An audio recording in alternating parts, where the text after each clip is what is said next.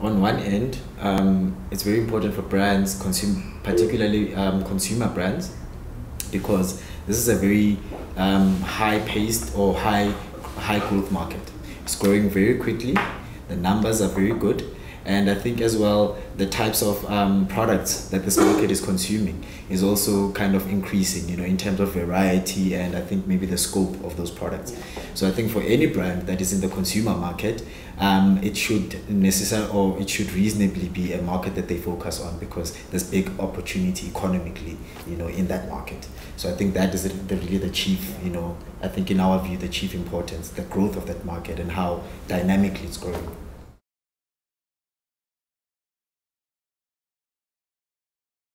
Well, you see, it differs. You get the go-go's, you get peers our age, you get the fathers, the mummies, the children, and whatnot, you see.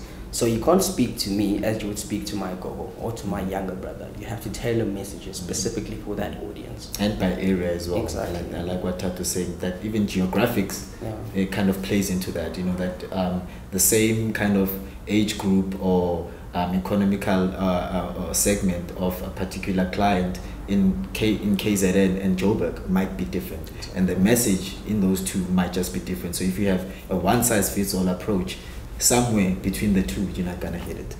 So the geographics definitely, I also would like to add on that. Yeah. So those are kind of the subcategories. Yes. And I think also besides the subcategories, I think overall, I think there's an overarching importance that the market is seeing in what we now call the upwardly mobile, early adopters, and I think that is across, all across South Africa geographic-wise.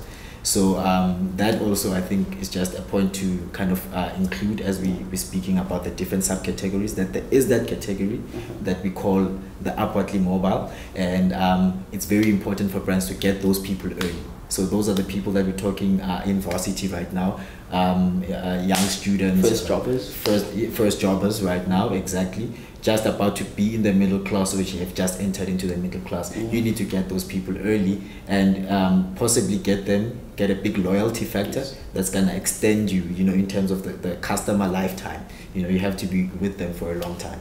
But I think those are kind of the top end categories, subcategories that come out to us. And I think a lot of brands sometimes miss some of them.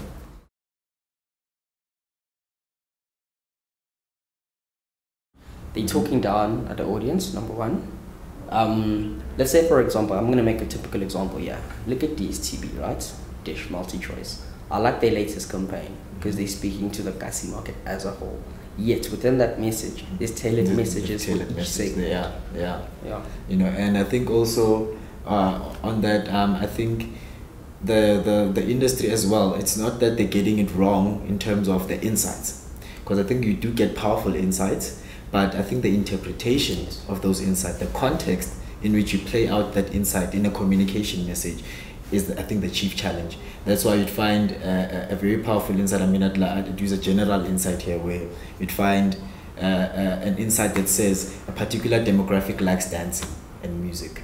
And then you take that and you try and create a communication message, but the context in which you will display that love for music and dancing will make or break that message, whether it's a message that's acceptable or a message that people will find, no, the nuance has not been presented correctly. So I think it's a subtle also point, or it's a very thin line between how you actually present that context or the context in which you present your insights. So I think the industry is not getting it totally wrong, but I think the interpretation is still lacking.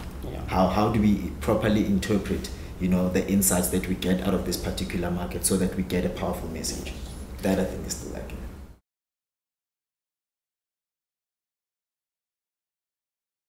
Relevant black creative talent. I think it's not just about black creative talent, but I think also it has to be black creative talent that understands the different contexts that we're talking about. I think it goes back to even that last question when we talked about subcategories. If you don't understand how to display a particular insight which is generic across the different contexts, even as a black creative, you're still kind of lacking in terms of the impact that we're kind of looking for. So I think it's more about relevant black talent and relevant in a sense of understanding. You have to understand the different contexts in South Africa. South Africa is very dynamic and it's fast changing as well. And I mean, the cultures as well, there's different cultures and subcultures building themselves up every day. So if you don't have a clear understanding of them and how you can then interpret or represent a specific idea in a way that each of those subcategories can understand and find relevance and resonance, then we're still lacking. So I think the industry just needs more relevant black talent or black talent which with a deeper understanding of the context of South Africa.